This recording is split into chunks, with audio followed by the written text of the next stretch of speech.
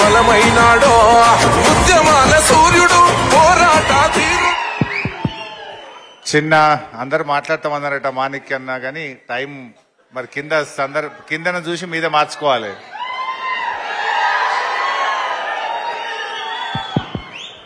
జై తెలంగాణ, జోహార్ తెలంగాణ, మన వీరులకు కేసీఆర్ గారి నాయకత్వం. జై తెలంగాణ.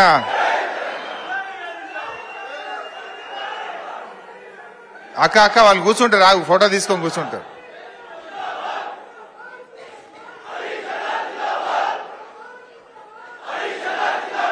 సభాధ్యక్షత వహిస్తున్న పెద్దలు గౌరవనీయులు రాజనర్స్ గారికి మరి పేర్లు తీసుకోవాలన్నా అందరు ఏమనుకోరు కదా. వేదిక మీద ఉన్న పెద్దలు, ముఖ్యంగా మొన్న జరిగిన ఎన్నికల్లో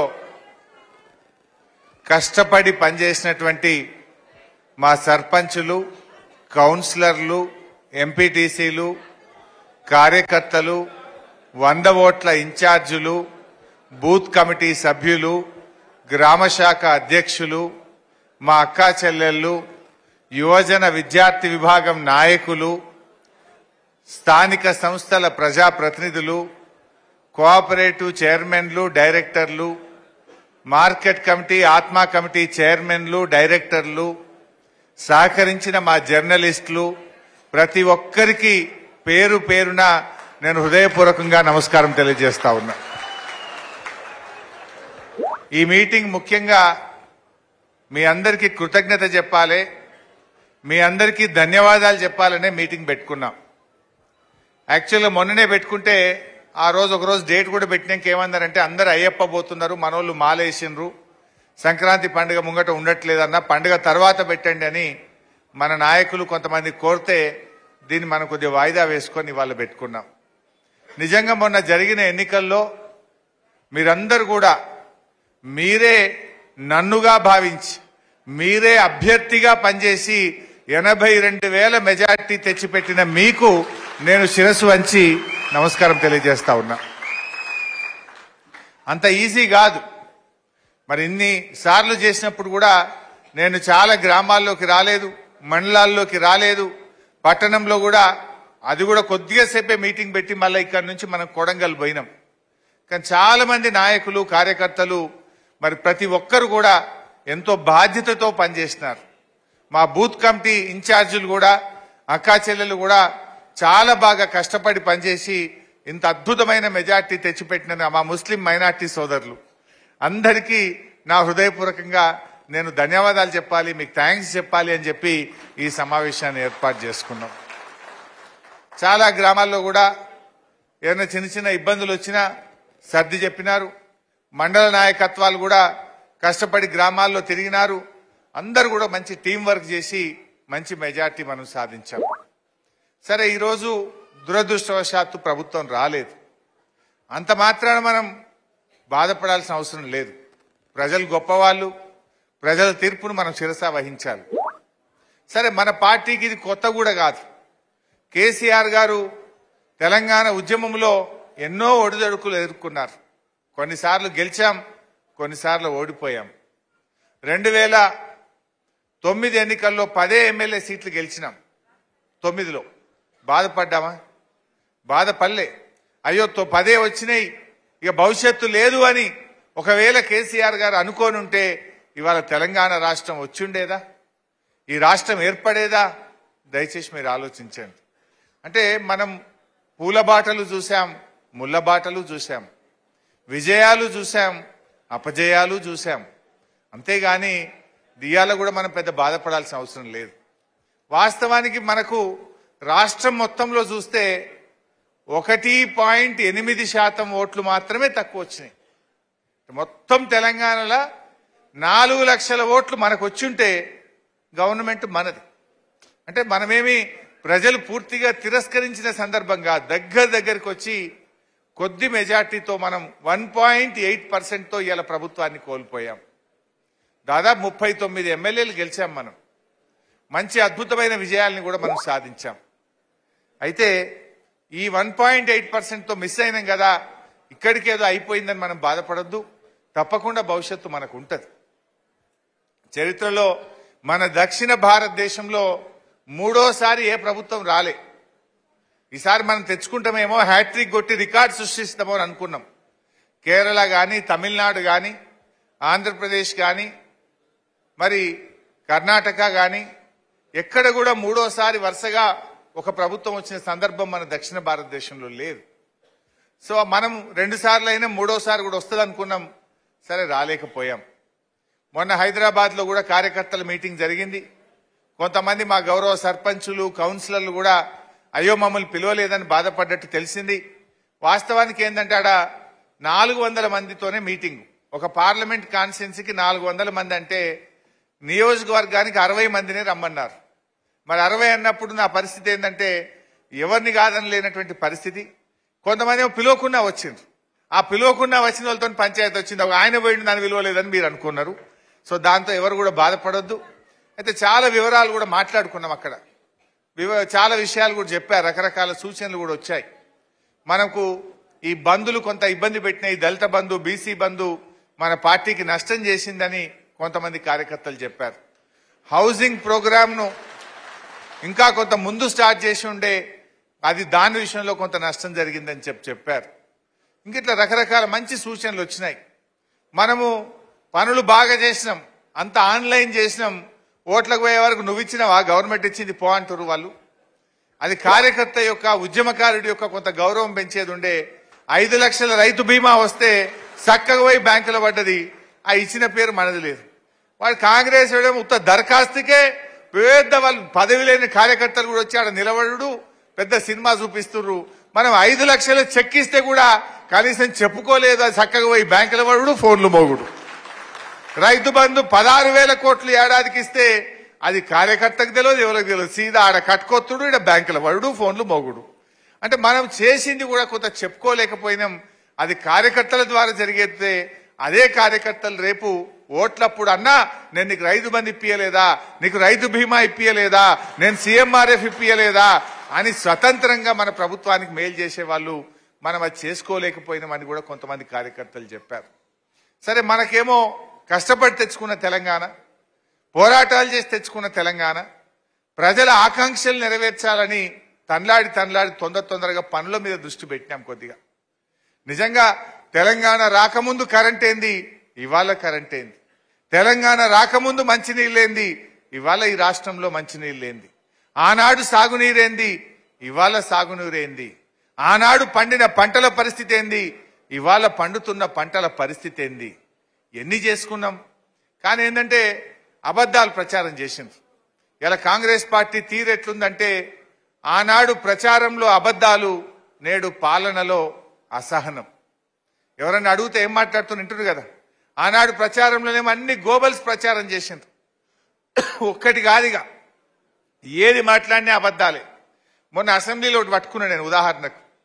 ఏమయ్యా మీరు ప్రగతి భవన్లో 150 బెడ్రూమ్లు ఉన్నాయంటివి, స్విమ్మింగ్ పూల్ ఉందన్నదంటివి, ఎందెందో చెప్పిర్రు కదరా భయ్ ఎలక్షన్లల్లా.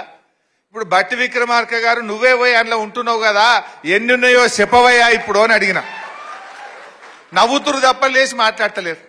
అంటే అబద్ధాలు చెప్పినామని వాళ్ళకి అర్థమైపోయింది. ఆనాడు దావోస్కు పోతే దండగా ఇది వేస్ట్ అన్నారు. మళ్ళీ వాళ్ళే మనకంటే ముందుకిరు దావోస్కు. ఒక ఇండస్ట్రీస్ మినిస్టరే కాదు, ముఖ్యమంత్రి కూడా పోయిండు దావోస్కు. ఆనాడేమో మనం పోయి పెట్టుబడులు తెస్తే ఇదంతా ప్రచారం దండగా అన్నారు. మరి ఇప్పుడు మీరు చేస్తున్నది ఏంది, దండగనా మరి? అంటే ఇట్లా అనేక రకాల అబద్ధాలు చెప్పి వాళ్ళు అధికారంలోకి వచ్చారు. బట్ ఏది ఏమైనా నిజం నిలకడ మీద తెలుస్తుంది. ఏమైపోయింది, ఆ యూట్యూబ్ ఛానళ్ళు సగం కొంపముచ్చినాయి మనకు. ఆ ఊర్లలో ఒకటే ఫోన్లు చూసుడు, అది నిజమేందో అబద్ధమేందో కానీ దాని ప్రభావం కొంత వడిపాడైంది. సో ఇప్పుడు ఏమైంది, జనరల్ గా కూడా మన తెలంగాణలో సామెత ఉంటుంది, అబద్ధం గడప దాటక ముందే, నిజం గడప దాటక ముందే అబద్ధం ఊరంతా చుట్టొస్తుందట. మనం చేసిన మంచి పని మనం చెప్పుకోవడంలో వెనుకబడ్డాం, కానీ అబద్ధాలు మాత్రం ప్రచారంలో దూసుకుపోయినాయి. ఇవాళ అర్థమవుతుంది. నిజానికి మనం ఆలోచించండి, ఇదే సిద్దిపేట ప్రాంతం, మనం సిద్దిపేట కార్యకర్తలుగా మాట్లాడుకుందాం. ఎన్టీ రామారావు గారి నుంచి చంద్రబాబు నాయుడు, రాజశేఖర్ రెడ్డి గారు, రోషయ్య గారు, కిరణ్ కుమార్ రెడ్డి గారు, ఎంతో మంది ముఖ్యమంత్రులు మారిండ్రు.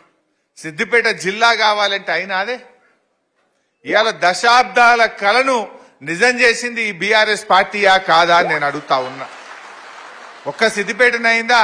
33 జిల్లాల తెలంగాణ చేసిండి ఇవాళ మన కేసీఆర్. పరిపాలనను ప్రజలకు అందుబాటులోకి తెచ్చారు.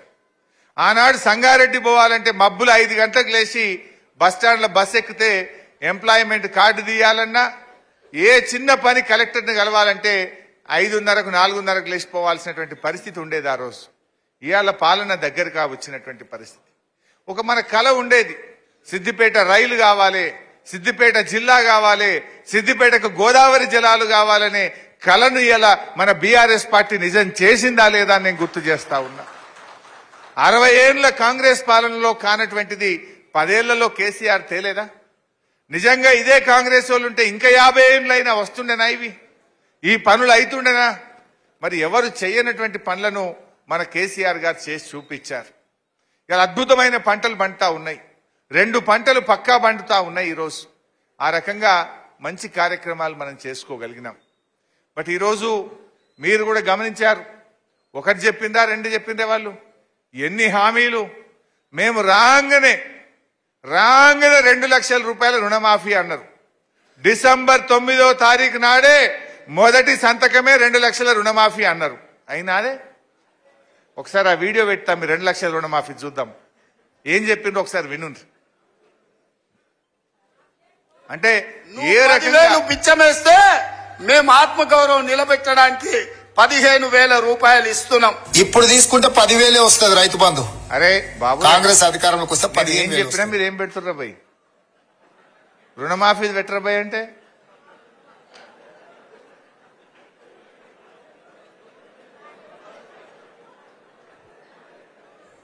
ఇవాళ రుణమాఫీ చేసిన వాళ్ళందరినీ నేను విజ్ఞప్తి చేస్తున్నా. ఎంబడే బ్యాంకు పోయి 2 లక్షలు తెచ్చుకోండి.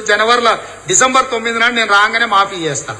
నేనేం చెప్తున్నా అంటే, రుణమాఫీ అయిన వాళ్ళందరూ ఎంబడే పోయి మళ్ళీ 2 లక్షల రుణం తెచ్చుకోరి. డిసెంబర్ 9 నాడు నేను అవి మాఫీ చేస్తా. కాబట్టి రైతులందరికీ నేను విజ్ఞప్తి చేస్తున్నా, ఎంబడే పోయి బ్యాంకు పోయి లోన్లు తెచ్చుకోరి. వచ్చిన ఎంబడే నేను రుణమాఫీ చేస్తా. డిసెంబర్ 9 నాడు 2 లక్షల రుణమాఫీ చేస్తా అన్నాడే. మరి ఇవాళ డిసెంబర్ వాయ, జనవరి పోతుంది, ఇక ఫిబ్రవరిలో పడుతున్నాం. మరి అయిందా? అంటే ఏ రకంగా వాళ్ళు పచ్చి అబద్దాలు ఆడినరు, ప్రజల్ని మోసం చేసింది అనడానికి ఇది ఒక ఉదాహరణ. ఆ రోజు మనం రైతు బంధు వేస్తాము అని బ్యాంకులో చెప్పినాం, మనం ప్రచారంలో చెప్పినాం. యాసంగి పంట రైతు బంధు పడుతుందంటే పోయినరు ఎన్నికల కమిషన్ కంప్లైంట్ ఇచ్చి అది ఆపిండ్రు. రైతు బంధు వేస్తామంటున్నారు, వీళ్ళు ఆపాలని ఆపిండ్రు. ఆపుడే కాదు, ఇంకో మాట అన్నారు, ఏగో ఇప్పుడు వస్తే 10,000, మేము వచ్చినాక అయితే 15,000 వస్తాయి, మీకు ఎక్కువ పైసలు వస్తాయి అని మాట్లాడినరా లేదా? మరి పడ్డాయే 15,000? ఆ 15 దిక్కు లేదు, పడే 10 చక్కగా పడతలేవు. మన కేసీఆర్ ఉండగా కట్టుకొత్తుతే పొద్దుగా లేసే వరకు సగం ఊరంతా ఫోన్లు మోగుతుండే ఒకటే నాడు మొగలే. ఇవాళ ఏమైంది? ఆ 10,000 పడ్డాయా ఒక్కసారి చూడండి ఏమన్నారు ఆ రోజు ఏమన్నారు? 10 కాదు 15 ఇస్తాము అన్నారు. 15,000 రూపాయలు ఇస్తున్నాం. ఇప్పుడు తీసుకుంటే 10,000 వస్తుంది రైతు బంధు. కాంగ్రెస్ అధికారంలోకి వస్తే 15,000 వస్తాయి. రైతు బంధు ఎత్తలేడు రేవంత్ రెడ్డి గారు. ఏమంటారు? చెప్పు తీసుకొని కొడతా ఇంకేవడన్నా మళ్ళా మాట అంటే ఈయన కాదు, కోమటిరెడ్డి వెంకటరెడ్డి కూడా అన్నాడు. అది ఉన్నా, అది రైతు బంధు పడతలేదు అని అడిగితే ఎంత అసహనం అంటే, రైతు బంధు ఆడతావురా నువ్వు, నేను చెప్పుతో కొడతా అంటుండు. ఇప్పుడు ఎవరిని కొట్టాలో ప్రజలు చెప్తారు 4 రోజులు అయితే.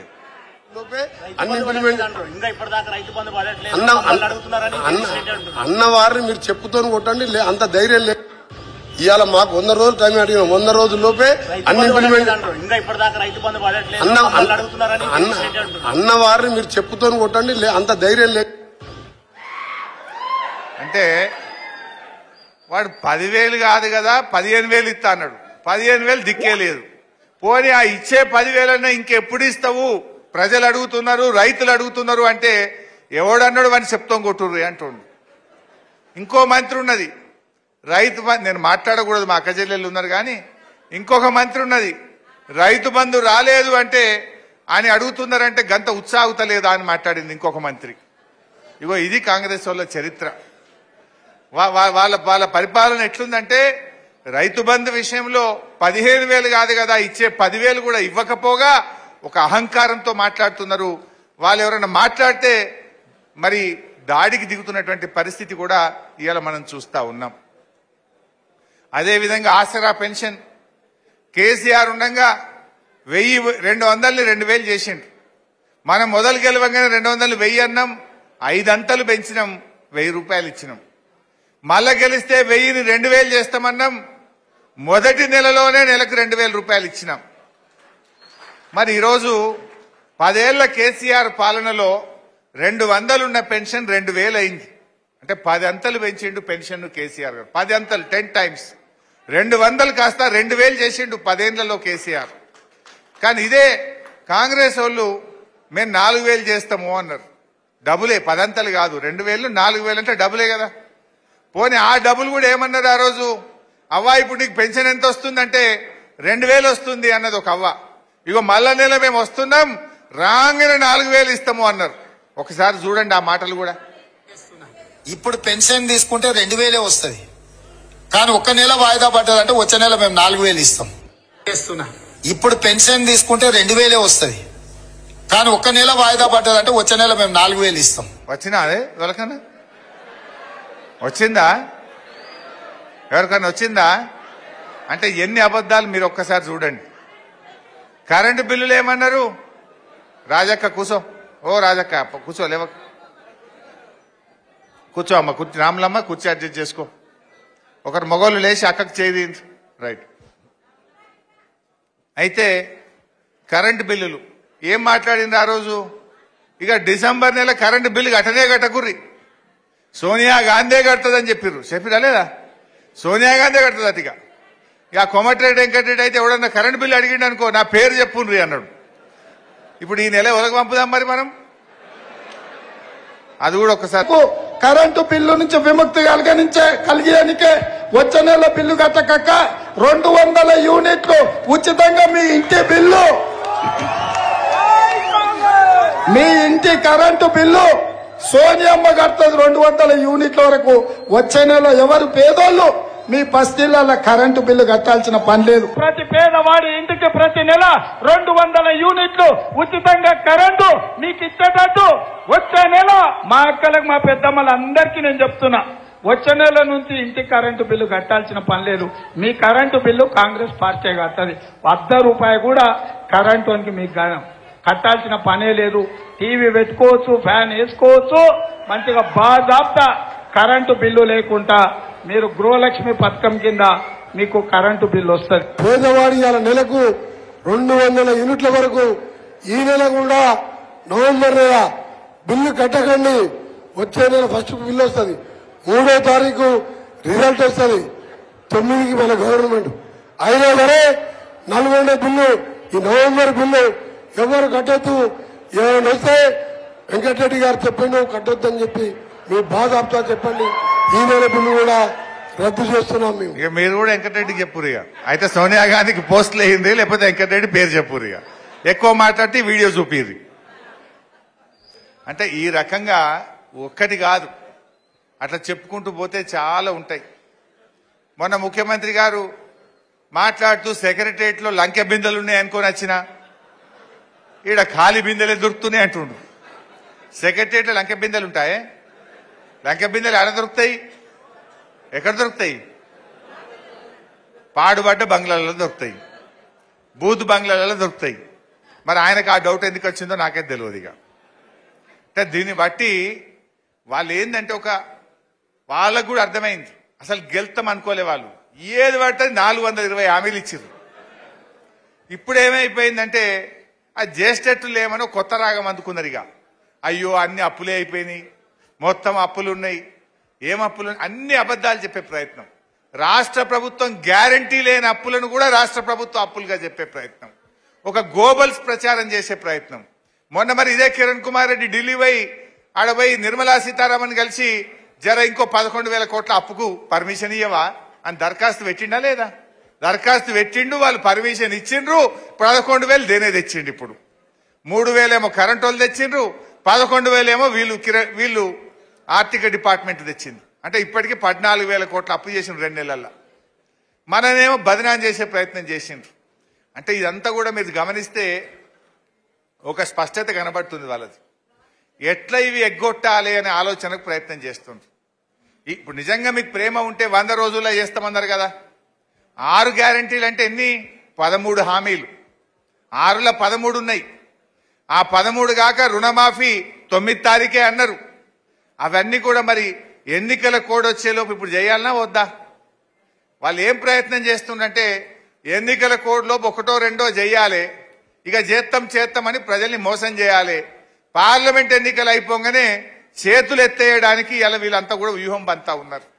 అరే మేము అనుకున్నాం కానీ ఇక్కడ పైసలు లేవు, మేము అనుకున్నాం కానీ మేము చేసేటట్లేము అని వాయిదాలు వేయడానికో తప్పించుకునేటువంటి కుట్రలు ఇలా పార్లమెంట్ ఎన్నికల తర్వాత చెప్పడానికి ఒక పథకం ప్రకారంగా వాళ్ళు ప్రయత్నం చేస్తున్నట్టు కనబడతా ఉంది.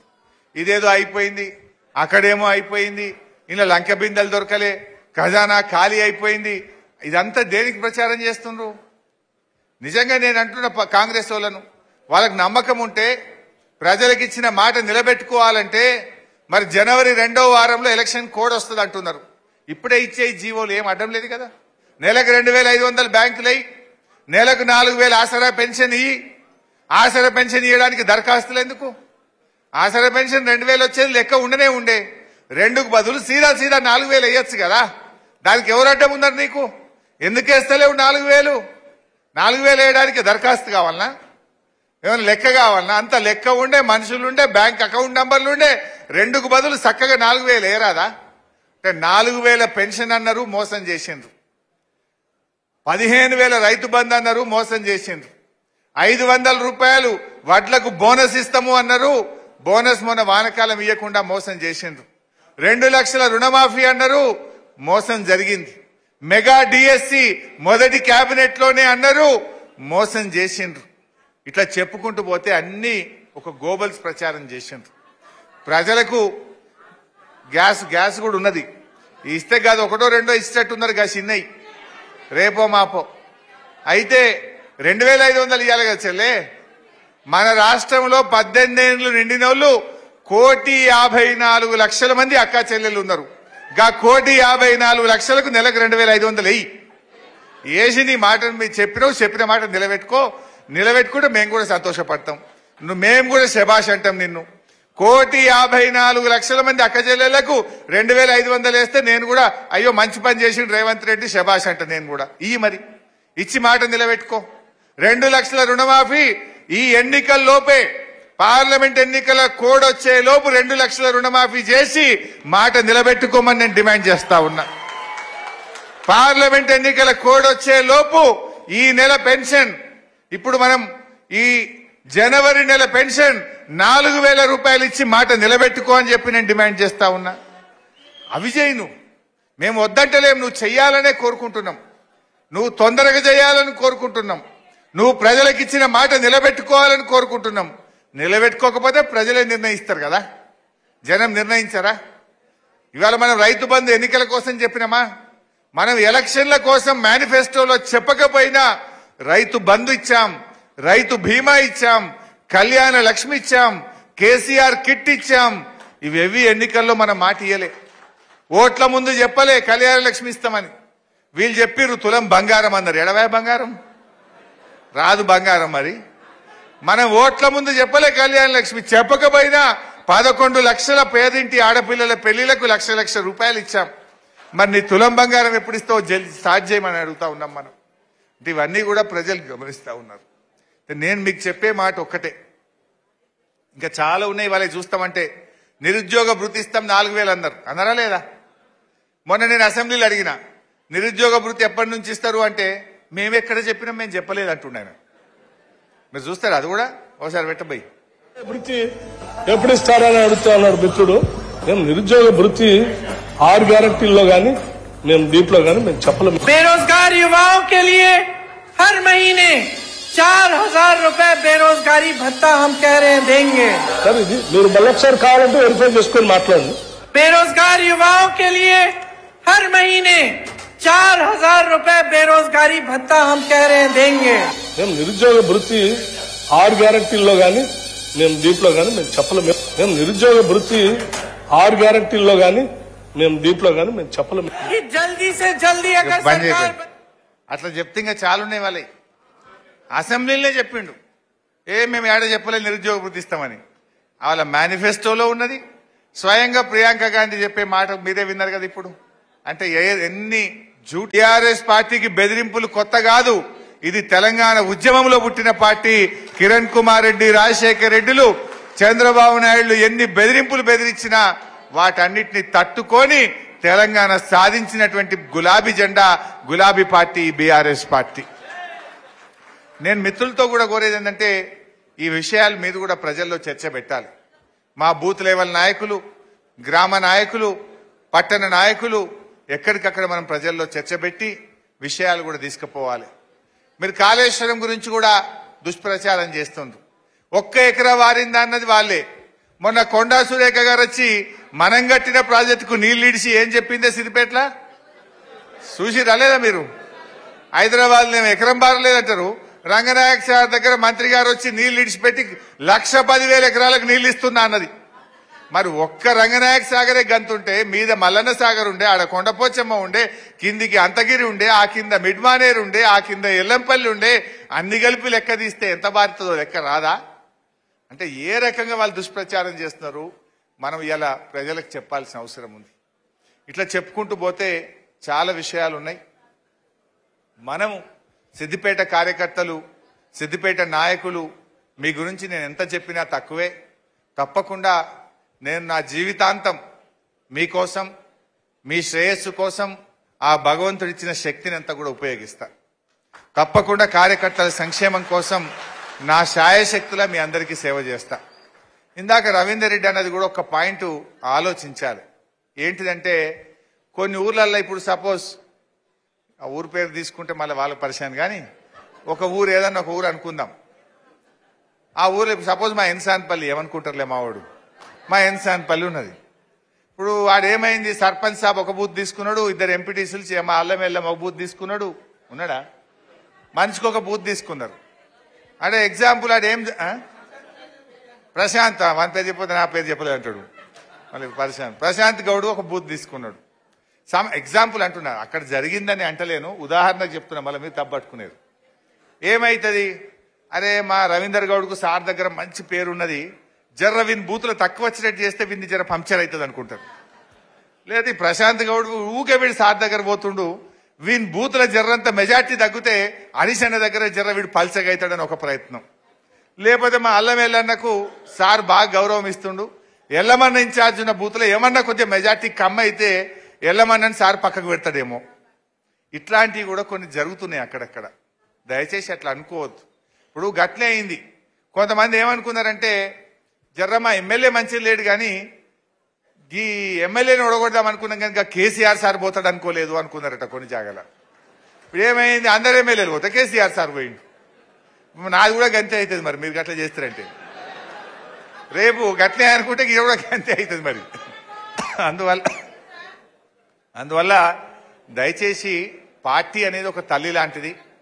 మన మధ్య ఏదైనా భేదాభిప్రాయాలు ఉంటే కూర్చోవాలి, మాట్లాడుకోవాలి తప్ప మనలో మన భేదాభిప్రాయాలు అది పార్టీకి నష్టం చేకూర్చే విధంగా ఉండొద్దు. పార్టీ అనేటువంటిది ఉంటేనే మనందరికీ ఇంత గౌరవం ఉంటుంది. ఇవాళ ఎంతో మంది బాధపడుతున్న నా దగ్గరికి వచ్చి, అప్పుడు ఎల్ఓసి కావాలంటే గంట సేపట తెచ్చి ఎల్ఓసి ఇచ్చిన. ఒక పేషెంట్ దవాఖానలో పడితే ఫోన్ ఎత్తి అరే ఎల్ఓసి తర్వాత వస్తుందా, ఆపరేషన్ అయితే చేయి, మావోని మంచిగా చూసుకో అని చెప్పినాం. ఇవాళ పరిస్థితి ఉన్నదా? ఇవాళ పరిస్థితి ఇబ్బంది వస్తే ఇప్పుడు ఎంత నొప్పి అవుతుంది, కడుపుకు బాధ ఎంత అవుతుంది. అట్లా ఇవన్నీ కూడా రేపు ఇవాళ తన దాకా వస్తే తెలియదు అన్నట్టు ఇప్పుడు ఒకరొకరికి అర్థమవుతా ఉన్నది. సో మన సిద్దిపేటలో జరిగింది అంటలేను, బయట సంగతి చెప్తున్నా. కానీ మనం కూడా ఈ పట్టుదల పోనీయద్దు. ఇక మనం ఎక్కడ డీలా పడొద్దు. తప్పక సిద్దిపేటకి ఆ లక్షణమే లేదు. ఉద్యమంలో మనం ఎట్లా కొట్లాడినాం, రాష్ట్రంలో ఎక్కడ ఏ మూలల యాడ మీటింగ్ ఉన్నా మనమే పోయినాం, యాడ జంగ్ ఉన్నదన్నా మనమే పోయినాం, యాడ ధర్నా ఉన్నదన్నా మనమే పోయినాం, యాడ పోరాటం ఉన్నదన్నా మనమే పోయినాం. రేపు కూడా అట్లనే పనిచేయాలి. గతంలో కూడా మనం అనేక రకాలుగా ఉద్యమానికి బీఆర్ఎస్ పార్టీకి అండదండలు ఇచ్చిండ్రు మన సిద్దిపేట కార్యకర్తలు, మన నాయకులు. ఎంపీ ఎన్నికల్లో ఒకసారి, మెదక్ పార్లమెంట్ ఎన్నికల్లో సిద్దిపేట మెజార్టీతోని మిగతా 4-5 సీట్లలో మైనస్ వచ్చిన మెదక్ ఎంపీని గెలిపించిన ఘనత కూడా మా కార్యకర్తలకు మా నాయకులకే దక్కింది. సో రేపు కూడా నా రిక్వెస్ట్ ఏంటంటే మళ్ళా పార్లమెంట్ ఎన్నికలు ఎప్పుడు వచ్చినా కూడా మన సిద్దిపేటలో మనకు వచ్చిన మెజార్టీ కంటే ఒక ఓటు ఎక్కువ రావాలి తప్ప తక్కువ రాకుండా మనం చూసుకోవాలి. ఇవాళ ఇంకా బీజేపీ అనో ఇంకో పార్టీ అనో వస్తుంటారు. ఇవాళ తెలంగాణ ప్రయోజనాలు కాపాడేది కాంగ్రెస్ బీజేపీ కాదు, బీఆర్ఎస్ పార్టీ మాత్రమే తెలంగాణ హక్కులు కాపాడగలుగుతుంది, తెలంగాణ ప్రయోజనాలు నిలబెట్టగలుగుతుంది.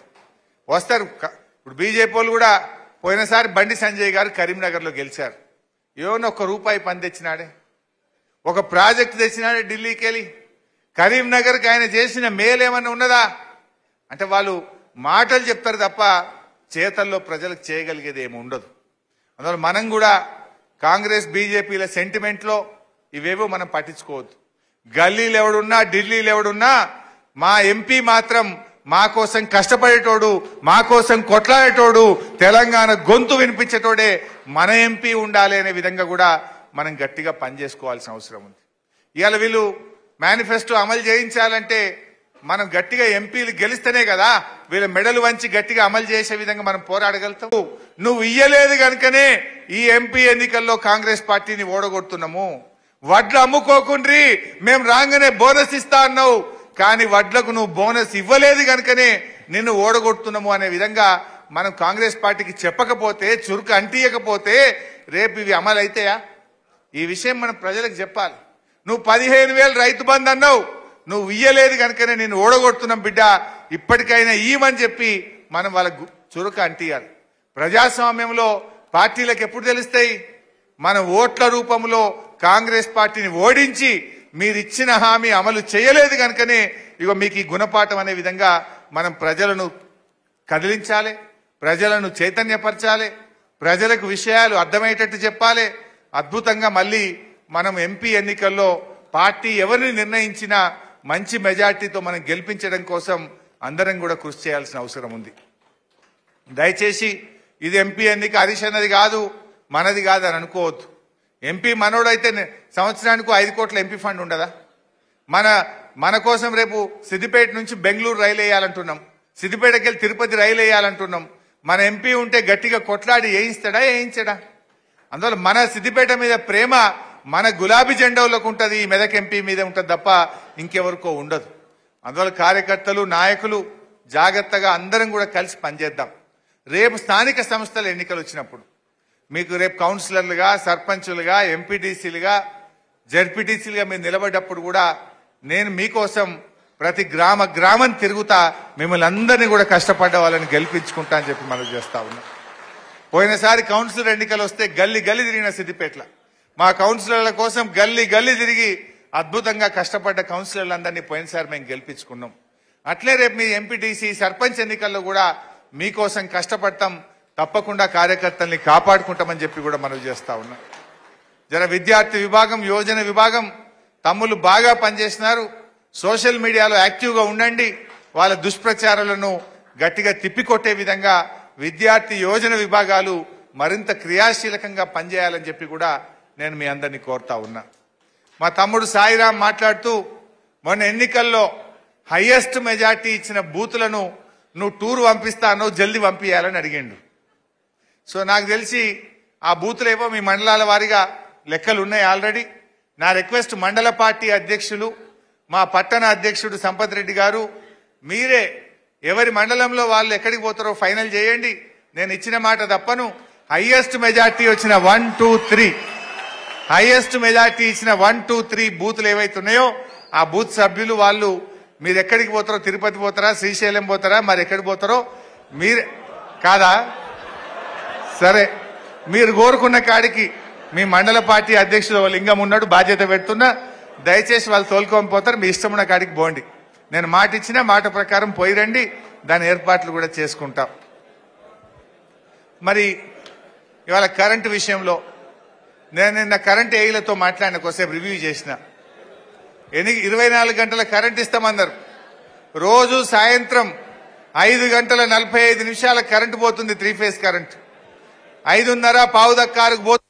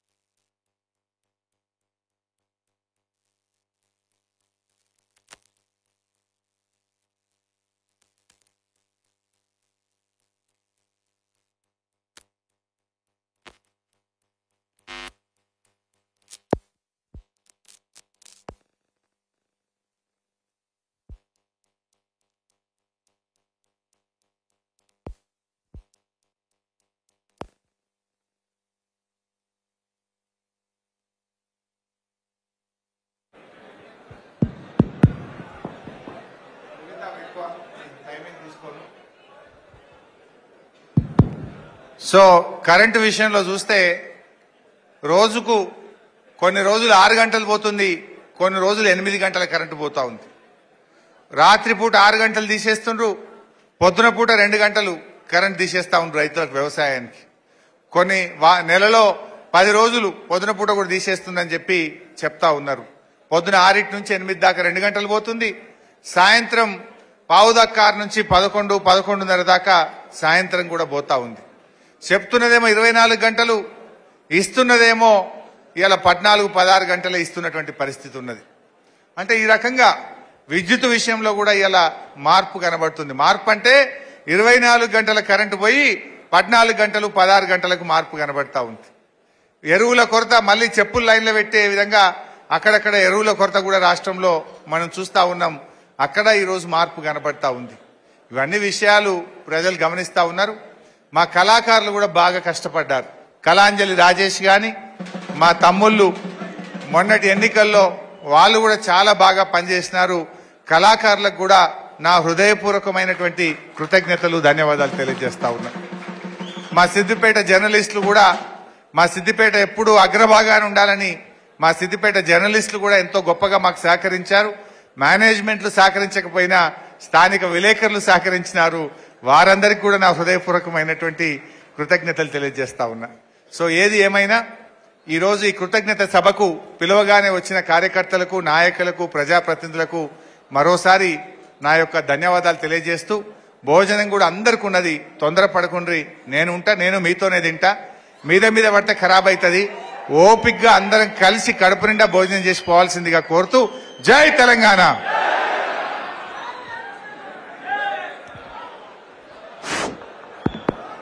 మీద